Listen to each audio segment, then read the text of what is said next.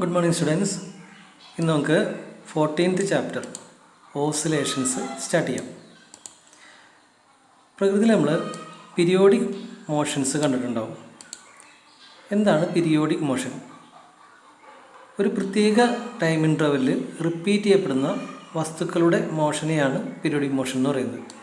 A motion which repeats at regular intervals of time is called periodic motion. അതായത് എക്സാമ്പിളുകൾ: motion of a planet around the sun. ഉദാഹരണത്തിന്, ഭൂമി സൂര്യന് ചുറ്റും കറങ്ങുന്നു. ഈ ഒരു പോയിന്റിൽ വീണ്ടും ഭൂമി എത്തുന്നത് 1 വർഷം കഴിഞ്ഞിട്ടാണ്. അപ്പോൾ വീണ്ടും ഒരു ടൈം ഇൻ്റർവലായ 1 ഇയർ കഴിയുമ്പോൾ ഭൂമി അതേ പൊസിഷനിൽ ചെന്നെത്തുന്നു. സോ അത് പീരിയോഡിക്കലായിട്ട് റിപ്പീറ്റ് ചെയ്യുന്ന ഒരു മോഷനാണ്. അതുപോലെ തന്നെ motion of moon around the sun, motion of hands of a clock. അതായത് ഇതിൻ്റെ സെക്കൻഡ് സൂചിയാണെങ്കിൽ 12 നിൽക്കുകയാണെങ്കിൽ കറക്റ്റ് 1 മിനിറ്റ് കഴിയുമ്പോൾ വീണ്ടും അതേ പൊസിഷനിൽ തിരിച്ചെത്തുന്നു. അതുപോലെ അവർ ഹാൻഡും അതുപോലെ മിനിറ്റ് ഹാൻഡും ഒക്കെ അതുപോലെ തന്നെ പർട്ടിക്കുലർ ടൈം ഇൻ്റർവെല്ലിന് ശേഷം അതേ ഇവൻറ്റ് റിപ്പീറ്റ് ചെയ്യപ്പെടും. ഇതാണ് പീരിയോഡിക് മോഷൻ എന്ന് പറഞ്ഞാൽ അർത്ഥം. ഇനി എന്താണ് ഓസിലേഷൻ അഥവാ ഹാർമോണിക് മോഷൻ നോക്കാം. ഇവിടുത്തെ ഒരു ടു ആൻഡ് ഫ്രോ മോഷനാണ്, മുമ്പോട്ടും പിന്നോട്ടുമുള്ള ഒരു തരത്തിലുള്ള oscillation. Two and from motion of A body about A mean position is called oscillation. അപ്പോൾ ഈ മോഷൻ ഒരു മീൻ പൊസിഷൻ ഉണ്ടാകും, ഏറ്റവും എനർജി കുറഞ്ഞൊരു പൊസിഷൻ ഉണ്ടാകും. അതിൻ്റെ ബേസ് ചെയ്ത് 2 സൈഡിലേക്കും മൂവ് ചെയ്യുക. അതിനാണ് നമ്മൾ ഓസിലേഷൻ എന്ന് പറയുന്നത്. അപ്പോൾ ഓസിലേഷൻ്റെ എക്സാമ്പിൾസ് എന്തൊക്കെയാണെന്ന് നോക്കാം. Oscillation of A simple pendulum. Okay, അതാണ് എൻ്റെ പ്രത്യേകത. ടു ആൻഡ് ഫ്രം മോഷൻ ആയിരിക്കും. ഇതാണ് പെൻഡുലം എന്ന് പറയുന്നത്. ഒരു സ്റ്റേഷനറി ആയിട്ടുള്ളൊരു പോയിന്റിൽ നിന്ന് ഹങ് ചെയ്തിരിക്കുന്ന ഒരു ബോൾ, അത് ത്രെഡിലായിരിക്കും മിക്കവാറും ഹങ് ചെയ്തിരിക്കുന്നത്. സോ ഇതാണ് അതിൻ്റെ മെയിൻ പൊസിഷൻ. ഏറ്റവും എനർജി, പൊട്ടൻഷ്യൽ എനർജി ഏറ്റവും കുറഞ്ഞ ആ ഒരു പൊസിഷൻ ഇതാണ് മെയിൻ. അതിൻ്റെ ബേസ് ചെയ്ത് 2 സൈഡിലേക്ക് മൂവ് ചെയ്യുക, ടു ആൻഡ് ഫ്രോ മൂവ് ചെയ്യുക. അതാണ് ഓസിലേഷൻ. ഇതും ഒരു പീരിയോഡിക് മോഷൻ തന്നെയാണ്. പിന്നീട് to and fro motion of A piston in N automobile engine. ഇത് ഒരു എൻജിൻ്റെ വർക്കിംഗ് ആണ് കാണുന്നത്. പിന്നെ ഈ പിസ്റ്റൺ മുകളിലേക്കും താഴേക്കും പോലും ഏകദേശം ഇവിടെ ആയിട്ട് വരും എൻ്റെ മെയിൻ പൊസിഷൻ.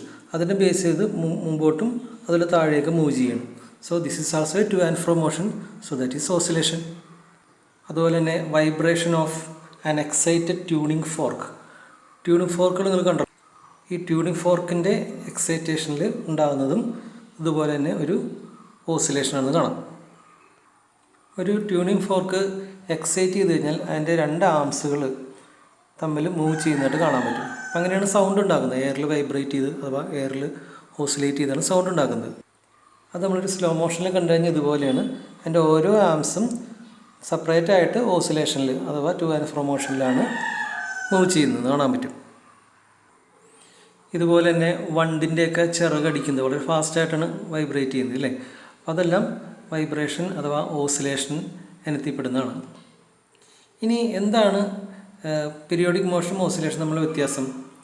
എല്ലാ ഓസിലേറ്ററി മോഷനുകളും പീരിയോഡിക്കാണ്. എല്ലാ ഓസിലേറ്ററി മോഷനുകളും പീരിയോഡിക്കാണ്. എന്നാൽ എല്ലാ പീരിയോഡിക് മോഷനുകളും ഓസിലേഷൻ അല്ല. ഓസിലേഷൻ ആണെങ്കിലുള്ള കണ്ടീഷൻ തന്നെ ടു ആൻഡ് ഫ്രോ മോഷൻ തന്നെയായിരിക്കണം എന്നുള്ളതാണ്. ഒരു എക്സാമ്പിൾ പറഞ്ഞു കഴിഞ്ഞാൽ motion of the earth around the sun നമ്മൾ ആദ്യം കണ്ടില്ലേ, അത് പീരിയോഡിക്കാണ്. പക്ഷെ അത് ഓസിലേറ്ററി അല്ല, അതൊരു സർക്കുലർ മോഷനിലാണ്, അത് ഓസിലേറ്ററി അല്ല. ഇനി നമുക്ക് ഈ ഓസിലേഷൻ ചാപ്റ്ററിൽ ഓസിലേറ്റ് ചെയ്യുന്ന വസ്തുക്കളെ നമ്മൾ പീരിയോഡിക് മോഷനിൽ അധികം പഠിക്കുന്നത് ഓസിലേഷനെ കുറിച്ചാണ് കേട്ടോ. വസ്തുക്കളുടെ 2 പാരാമീറ്റേഴ്സിനെ കുറിച്ചാണ് പറയുന്നത്. അത് പീരീഡ് എന്നതും ഫ്രീക്വൻസി എന്നതായിട്ടുള്ള ടൈം. അപ്പോൾ എന്താണ് പീരീഡ് അഥവാ ടൈം പീരീഡ് എന്ന് പറയുന്നത്? പീരീഡ് എന്ന് പറഞ്ഞാൽ നമ്മൾ ടൈമാണ്, അതോടെ ടി എന്ന ക്യാപിറ്റൽ ടി എന്ന ലെറ്ററാണ് ഉപയോഗിക്കുന്നത്. It is A time interval after which the periodic motion is repeated is called time period. ഒരു ഓസിലേഷൻ അല്ലെങ്കിൽ ഒരു വൈബ്രേഷൻ റിപ്പീറ്റ് ചെയ്യാൻ വേണ്ടി വരുന്ന ആ ടൈമിനെയാണ് നമ്മൾ പീരീഡ് ഓഫ് ഓസിലേഷൻ അല്ലെങ്കിൽ പീരീഡ് ഓഫ് വൈബ്രേഷൻ എന്ന് പറയുന്നത്. So that is a time. ഉദാഹരണത്തിന്, if a particle oscillates n times in t seconds. ചില സിറ്റുവേഷനിൽ നമുക്ക് അങ്ങനെ വേണ്ടി വരും.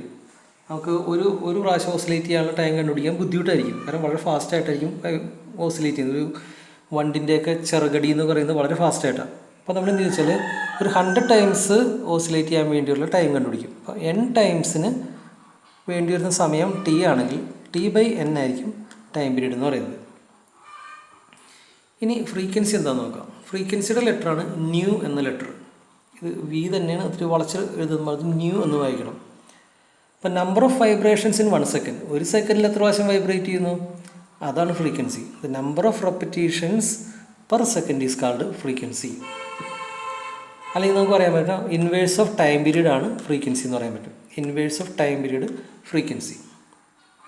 ഫ്രീക്വൻസിയുടെ യൂണിറ്റ് ഹെഡ്സ് എന്നുള്ളതാണ്, അല്ലെങ്കിൽ 1/ടൈം ആണല്ലോ, അതുകൊണ്ട് തന്നെ സെക്കൻഡ് ഇൻവേഴ്സ് എന്ന് പറയാം, അല്ലെങ്കിൽ ഹെഡ്സ് എന്ന് പറയാം. അതാണ് ഫ്രീക്വൻസിയുടെ യൂണിറ്റ്. ആംഗുലാർ ഫ്രീക്വൻസി ഒമേഗ, ഇതിന് നമ്മൾ സർക്കുലർ മോഷനിലൊക്കെ കണ്ടിട്ടുള്ളതാണ് അല്ലേ. ആംഗുലാർ ഫ്രീക്വൻസി എന്ന് പറയുന്ന സാധനം ഒമേഗ. അപ്പോൾ ഒമേഗ കണ്ടുപിടിക്കാനുള്ള ഇക്വേഷനാണ് 2π/t എന്ന് പറയുന്നത്. സോ നമുക്കറിയാം 1/t എന്ന് പറയുന്നത് എന്താണ്, ന്യൂ ആണ്. അപ്പോൾ ഒമേഗയുടെ ഈ രണ്ട് ഇക്വേഷൻ നമ്മൾ അറിഞ്ഞിരിക്കണം. ഒമേഗ = 2π/ടൈം പീരീഡ്, അല്ലെങ്കിൽ 2π × ഫ്രീക്വൻസി. ഒമേഗയുടെ യൂണിറ്റ് എന്ന് പറയുന്നത് ആംഗിൾ/ടൈം എന്ന രീതിയിൽ റേഡിയൻ പെർ സെക്കൻഡ് ആണ്. ആംഗുലാർ ഫ്രീക്വൻസി അതിൻ്റെ മറ്റു ടൈമാണ് ആംഗുലാർ വെലോസിറ്റി, രണ്ടും സെയിം തന്നെയാണ്. That is angle swept in unit time എന്നുള്ള അർത്ഥത്തിൽ ആംഗിളിൻ്റെ റേഡിയൻ, ടൈമിൻ്റെ സെക്കൻഡ്. ഇത് വെച്ചൊരു ന്യൂമറിക്കൽ പ്രോബ്ലം നോക്കാം. On an average human heart is found to beat 72 times in a minute. Calculate period and frequency of heartbeat. നമ്മുടെ ഹാർട്ട് ബീറ്റ് എന്ന് പറയുന്നത് ഒരു നോർമൽ പേഴ്സൻ്റെ 72 ടൈംസ് ഒരു മിനിറ്റിൽ. അപ്പോൾ ടൈം എത്രയാണ്, 1 മിനിറ്റ്. എത്ര ടൈംസ്, 72. അപ്പോൾ നമ്പർ എത്രയാണ്, 72. അതിനുവേണ്ടി സമയം 1 മിനിറ്റ്. SI യൂണിറ്റിലോട്ട് മാറ്റി പറയുമ്പോൾ 60 സെക്കൻഡ്. അപ്പോൾ നമുക്ക് ടൈം പീരീഡും ഫ്രീക്വൻസിയും കാണണം. അപ്പോൾ ടൈം പീരീഡ് കാണാനുള്ള ഇക്വേഷൻ എന്താണ്, t/n. അപ്പോൾ ടൈം 60 സെക്കൻഡ്, നമ്പർ 72 ടൈംസ് അല്ലേ. അപ്പോൾ നമുക്ക് കിട്ടുന്നത് 0.83 സെക്കൻഡാണ് time period of heart. Frequency of heart എത്രയാണ്, ഹാർട്ട് ബീറ്റ് 1/t കണ്ടു കഴിഞ്ഞാൽ നമുക്ക് 1.2 ഹെഡ്സ് ആണ് ഒരു ആവറേജ് പേഴ്സൻ്റെ ഹാർട്ട് ബീറ്റിൻ്റെ ഫ്രീക്വൻസി എന്ന് കാണാൻ പറ്റും.